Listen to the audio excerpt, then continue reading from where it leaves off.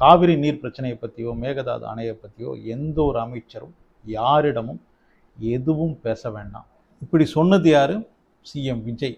ஏன் அப்படின்றத பற்றி தான் இந்த வீடியோவில் முழுவதும் பார்க்க போகிறீங்க. அதுக்கு முன்னாடி நீங்கள் என்ன பண்ணணும், மனசுடன் சேனலை சப்ஸ்கிரைப் பண்ணி வச்சுக்கணும். வீடியோ முழுவதும் பார்த்துட்டு உங்களுடைய கருத்தையும் கமெண்ட் செக்ஷனில் வந்து பதிவு பண்ணுங்கள். முடிஞ்சால் லைக் ஷேர்லாம் கூட பண்ணிவிடுங்க. வணக்கம். இந்த மேகதாது அணை இருக்குது பாருங்கள், அதாவது கர்நாடகா கனகபுராவில் காவிரி ஆற்றுக்கு நடுவில் கட்டப்போகிற இந்த அணை, அதை வந்து டி சிவகுமார், அதாவது Karnataka chief minister D Shivakumar நினச்ச மாதிரிலாம் அப்படியே உடனே கட்டிட முடியாது.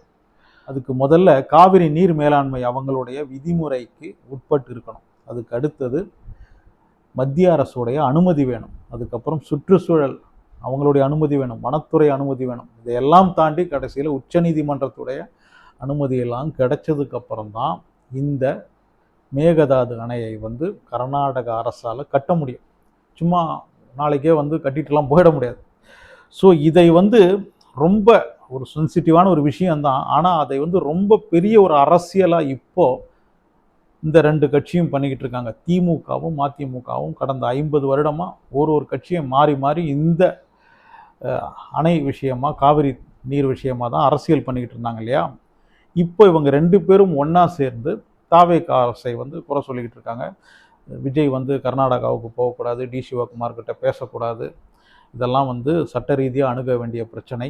அதுக்கப்புறம் வந்து அனைத்து கட்சி கூட்டம் கூட்ட வேண்டும் அப்படின்ற மாதிரியெல்லாம். அதுக்கு ஸ்டாலின்லாம் அனைத்து கட்சி கூட்டம் கூட்டலையா என்ன முடிவு அப்படின்ற மாதிரி ஸ்டாலின் வந்து ரொம்ப மிரட்டுற தொனியிலெல்லாம் கேட்டுக்கிட்டு இருக்காரு. இது வந்து ரொம்ப சென்சிட்டிவான ஒரு விஷயம்.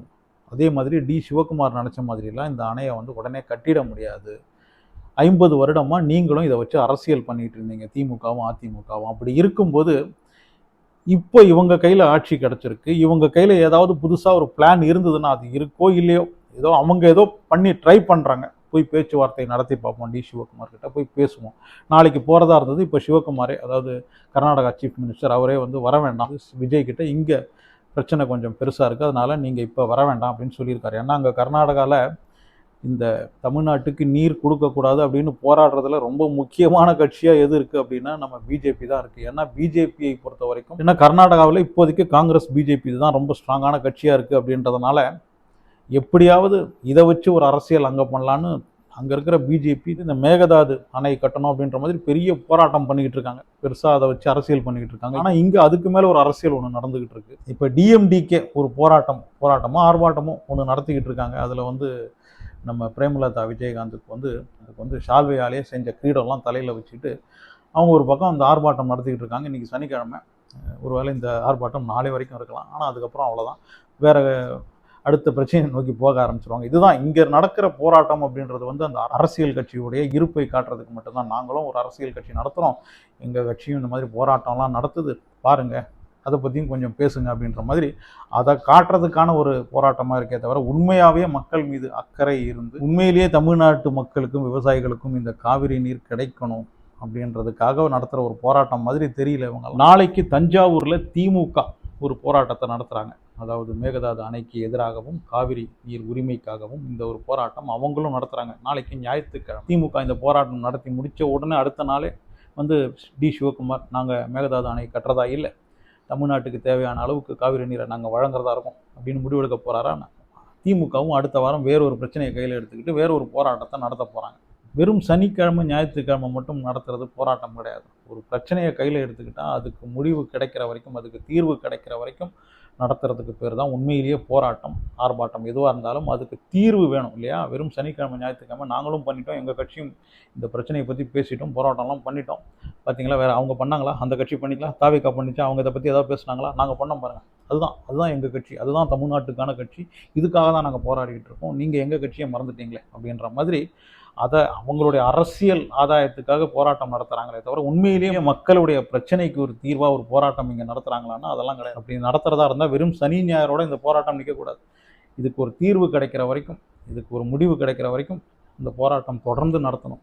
அப்புறம் புதிய தலைமுறை கட்சி அவங்க ஒரு அனைத்து கட்சி கூட்டம் ஒன்று நடத்தி அதில் நிறைய பேர் பேசிகிட்டு இருக்காங்க. நம்ம சீமான்லாம் வர பேசியிருக்கிறாரு.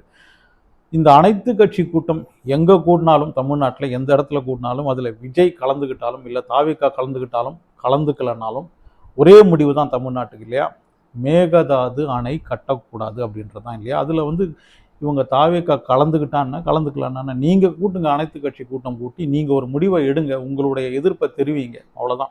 மற்றபடி இவங்க கூடுறாங்க கூடல, அனைத்து கட்சியில் தாவேக்கா கலந்துக்கிறாங்க கலந்துக்கல அப்படின்றதெல்லாம் அவங்களுடைய முடிவு. அவங்க என்ன பிளானில் இருக்காங்க அப்படின்னு தெரியல. நீங்கள் 50 வருடமாக உங்களால் பெரிய ஒரு தீர்வெல்லாம் இந்த ஒரு விஷயத்தில் எடுக்க முடியல அப்படின்னும் போது இவங்க ஏதோ ஒரு பிளான் வச்சுருக்கிறாங்க. அதில் ஏதாவது தீர்வு கிடைச்சதுன்னா, ஒரு வேளை கிடைச்சதுன்னா உங்களுடைய போராட்டம் எப்படி இருக்கணும்னா, இந்த சின்ன பசங்க இப்போ உங்களுக்கு ஒரு பாடம் எடுத்தாங்க பாருங்கள், கரப்பாம்பூச்சி கட்சி சிஜேபி.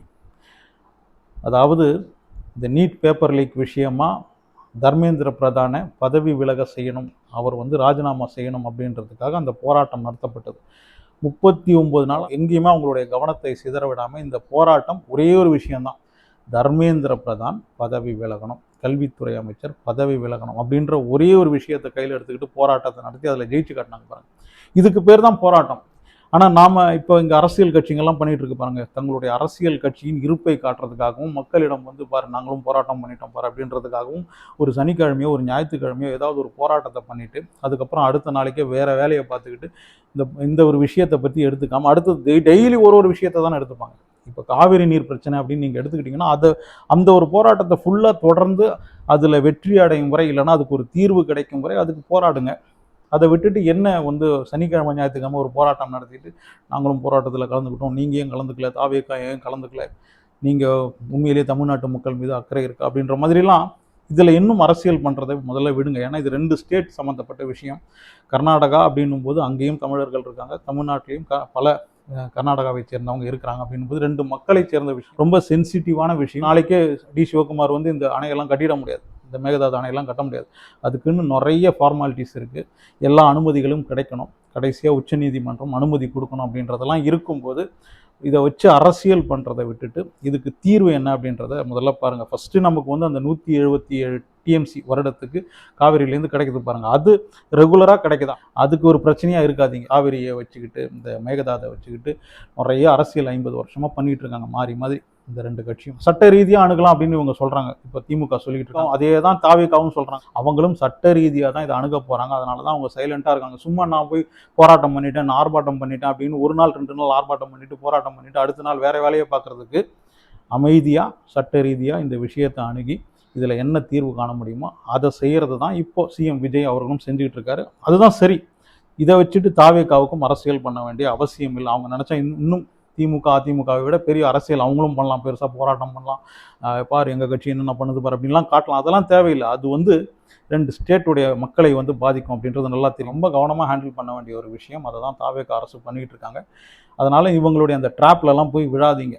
இந்த மாதிரி ஏன் இவங்க தாவேக்கா வந்து அனைத்து கட்சி கூட்டம் கூட்டல, ஏன் இதை பற்றி அதிகமாக பேசலை, ஏன் டி சிவகுமாரை பார்க்க போகிறாரு, இப்போ டி சிவகுமாரே வரவானான்னு சொல்லிட்டு இருப்பாருங்க. இந்த பிரச்சனையை எப்படி தீர்க்கணும் அப்படின்றதுக்கு அவங்களுக்குன்னு ஒரு பார்வை இருக்கும், அவங்களுக்குன்னு தனியாக ஒரு பிளான் இருக்கும். ஸோ அதுபடி அவங்க போட்டோம், என்னதான் நடக்குது அப்படின்றத பார்ப்போம். அதை விட்டுட்டு இதை வச்சு இன்னும் அந்த பழைய அரசியலை பண்ணுறதுக்கு இந்த 2 கட்சிகளும் முயற்சி பண்ணிக்கிட்டு இருக்காங்க. அந்த ட்ராப்பில் போய் விழாதீங்க, அவ்வளோதான். இதை பற்றி உங்களுடைய கருத்து என்ன அப்படின்றத கமெண்ட் செக்ஷனில் வந்து பதிவு பண்ணுங்கள். அனசுடன் சேனலை சப்ஸ்கிரைப் பண்ணி வச்சுக்கோங்க. முடிஞ்சால் லைக் ஷேர்லாம் கூட பண்ணிவிடுங்க.